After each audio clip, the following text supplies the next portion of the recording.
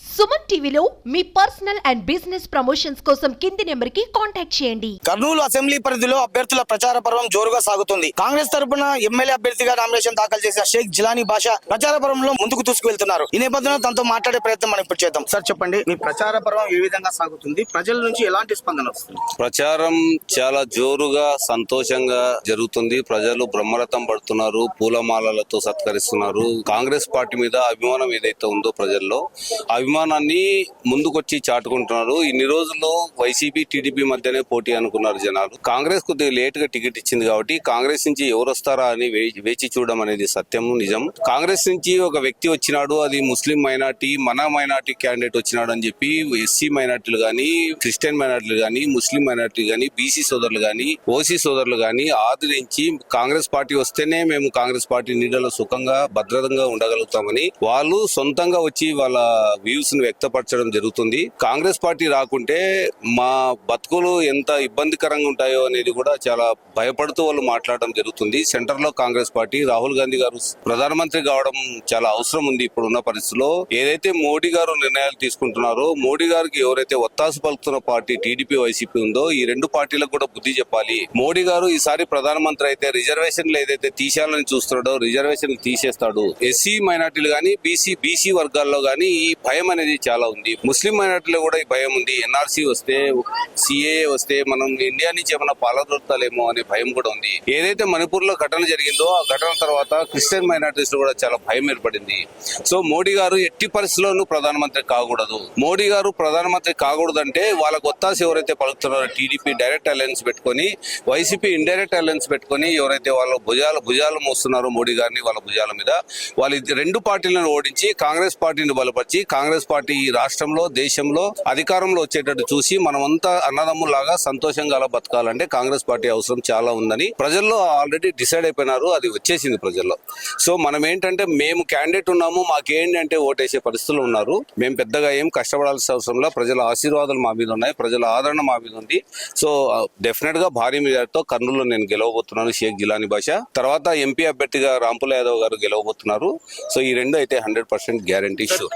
ఎన్నికలు ఏవైనా కూడా వైఎస్ఆర్సీపీ టీడీపీల మధ్యనే పోరు అన్నది ఒక భావన ఉంది. మరి ఇండియా కూటమి తరఫున మీరు అభ్యర్థులకు ఎలాంటి పోటీ ఇవ్వగలుగుతారు? ఇండియా కూటమి తరఫున సిపిఎం, సిపిఐ రెండు పార్టీలను కలుపుకొని, ఆమ్ ఆద్మీ పార్టీలో కూడా కొంత క్యాడర్ ఉంది కర్నూలులో. ఈ మూడు పార్టీలను కలుపుకొని కాంగ్రెస్ పార్టీతో పాటు మేము పోటీలో ఉన్నాము. నేను ఇందాక చెప్పినట్టు మొన్నటి వరకు కూడా ప్రజల్లో వైసీపీ టీడీపీ మధ్యనే పోటీ అన్న భావన ఉండేది. ఇప్పుడు మేము వచ్చిన తర్వాత త్రిముఖ పోటీ అన్నారు. ఈ రోజు నిన్నటి వరకు త్రిముఖ పోటీ అన్నారు. ఈ రోజు కాంగ్రెస్ పార్టీ అభ్యర్థి గెలుస్తాడేమో అనే భయం టీడీపీ వైసీపీలో ఈ రోజు మార్నింగ్ కూడా చూసాం. మేము ఈ అన్ని పత్రికల్లో మా గురించి రాసిన తర్వాత వాళ్ళిద్దరు మేము ఎక్కడ ఓడిపోతామో, ఇన్ని కోట్లు ఖర్చు పెట్టాం కదా, కాంగ్రెస్ పార్టీ అభ్యర్థులు ఏం ఖర్చు పెట్టలేరు, జనాల్లో ఆదరణ ఉంది, జనాలు ఆశీర్వదిస్తున్నారు, మా పరిస్థితి ఏంటి అనే భయం వల్ల ఇప్పుడు స్టార్ట్ అయింది. డెఫినెట్ గా కర్నూలు గడ్డ మీద, కొండారెడ్డి బుర్జి మీద కాంగ్రెస్ పార్టీ జెండా ఎగరవేసి సోనియా గాంధీ గారికి, షర్మిల మేడం కి మేము గిఫ్ట్ గా పంపించబోతున్నాం త్వరలో. రేపు జరగబోయే సోమవారం రోజు ఎన్నికల్లో అందరూ వన్ సైడ్ గా ఓటు వేయడానికి డిసైడ్ అయిపోయిన మాట వాస్తవము. కాంగ్రెస్ పార్టీని ఆదరిస్తున్నారు ప్రజలు. కాంగ్రెస్ పార్టీ హస్తం గుర్తు మీద చాలా ఆదరణ ఉంది. ఇందిరమ్మ రాజ్యం వస్తేనే మనమంతా సుఖంగా ఉండగలుగుతాం, భద్రంగా ఉండగలుగుతాం. భద్రత లేదు ఈ దేశంలో అనేది ప్రజలు డిసైడ్ అయిపోయినారు. సో అన్నదమ్ములు మాత్రం ఉన్న దీనిలో కుల రాజకీయాలు, మత రాజకీయాలు చేసి కులాల మధ్యలో చిచ్చులు పెట్టి జనాల్ని విడగొట్టి ఉన్న రిజర్వేషన్లు తీసేస్తామని చెప్పి డైరెక్ట్ గా అమిత్ షా గారు హైదరాబాద్ సభలో చెప్పడము, మాకు హిందూ ఓట్లు వస్తే చాలు, ముస్లిం ఓట్లు అవసరం లేదు అని చెప్పి వాళ్ళు అనడము, ఇది మంచి పద్ధతి కాదు. చాలా కాలం నుంచి సెక్యులర్ కంట్రీ ఇది, అందరూ కలిసిమెలిసిగా ఉన్నాము, ఇలాగే కొనసాగాలి. కానీ మమ్మల్ని అన్నదమ్ములుగా ఉన్నాను, మమ్మల్ని విడదీసి మీరేం పాపం గడుపుకుంటారు, మీరేం రాజకీయాలు చేస్తారు, ఇది రాజకీయం చేసే పద్ధతి కాదు. కాంగ్రెస్ పార్టీని ప్రజలు ఆదరిస్తున్నారు. డెఫినెట్ గా మేము రాబోయే రోజుల్లో ఎమ్మెల్యేగా, ఎంపీగా గెలిచి సోనియా గాంధీ గారికి, షర్మిల మేడం కి బహుమతిగా పంపిస్తున్నాం. ముస్లిం సామాజిక వర్గ ఓట్లను చీల్చడమే లక్ష్యంగా మిమ్మల్ని కావాలని ఎన్నికల బరిలో నిలిపారు కొందరన్న ఒక ఆరోపణ దీనిపై. ముస్లిం ఓట్లను చీల్చడానికి నేను రాలేదండి. ముస్లిం ఓట్లు చీల్చడానికి వైసీపీ అభ్యర్థి ఇంతియాజ్ బాషా గారు వచ్చారు. నాకు టికెట్ వస్తుందని జగన్మోహన్ రెడ్డి గారు భయపడి ముస్లిం ఓట్లు చీల్చాలని చెప్పి ఆయన ఇంతియాజ్ బాషా గారిని పెట్టారే తప్పితే నేను ఆల్టర్నేట్ గా వచ్చిన వ్యక్తిని కాదు. ఆయన ఆల్టర్నేట్ గా వచ్చిన వ్యక్తి. ఆయన కర్నూలు వాసి కాదు. ఆయన ఎక్కడో ఉద్యోగం చేసుకుంటూ ఐఏఎస్ ఆఫీసర్ ఆయన, కలెక్టర్ ఆయనను తీసుకొచ్చి ముస్లిం ఓట్లు చీల్చాలని పెట్టినారే కానీ నన్ను కాదు వాడుకోవడము. దయచేసి ఏంటంటే ప్రజలందరూ గమనించాల్సింది నేషనల్ పార్టీ ఇది, సెక్యులర్ పార్టీ ఇది. ప్రజల ఆదరణ నేషనల్ పార్టీకి ఉంటుందా?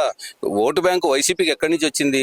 కాంగ్రెస్ ఓటు బ్యాంకు వైసీపీగా మారింది. ఎందుకంటే కాంగ్రెస్ 10 సంవత్సరాలుగా ఇక్కడ వీక్ అయింది కాబట్టి జనాల్లో ఏంటంటే 10 సంవత్సరాల క్రితం ఏదైతే విభజన చేశారో అది కాంగ్రెస్ పార్టీ చేసిందనే అపోహలో జనాలు ఉన్నారు కాబట్టి, ఆ రోజు కాంగ్రెస్ పార్టీ అధికారంలో ఉంది కాబట్టి మా మీద అపోహ వేశారు, నెపం వేశారు తప్పితే మేము తీసుకున్న నిర్ణయం కాదు అది. ఆ రోజు అందరూ లెటర్లు ఇచ్చి, అంటే టీడీపీ తన మద్దతు పలికింది, వైసీపీ తన మద్దతు పలికింది, బీజేపీ తన మద్దతు పలికింది.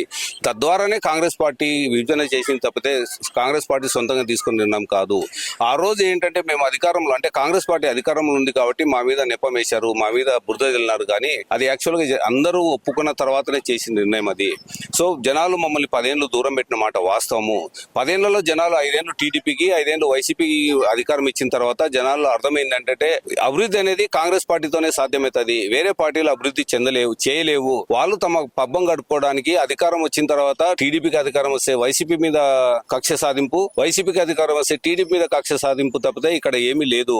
మొత్తం మీద కర్నూలు ఎమ్మెల్యేగా తన గెలుపు ఖాయమన్న ధీమా షేక్ జిలానీ బాషా వ్యక్తం చేస్తున్నారు. తనను ఎమ్మెల్యేగా ఆదరిస్తే కర్నూలు అసెంబ్లీ సర్వతోముఖాభివృద్ధికి చర్యలు తీసుకుంటారన్న హామీ ఆయన ఇస్తున్నారు. కెమెరా పర్సన్ శేఖర్తో నందకిషోర్, సుమన్ టీవీ, కర్నూలు.